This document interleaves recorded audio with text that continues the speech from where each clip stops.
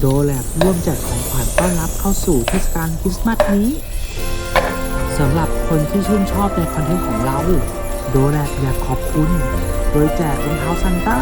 สำหรับไว้รับของขวัญจำนวน3รางวัลสามารถอ่านกติกาได้ใต้คลิปของเรา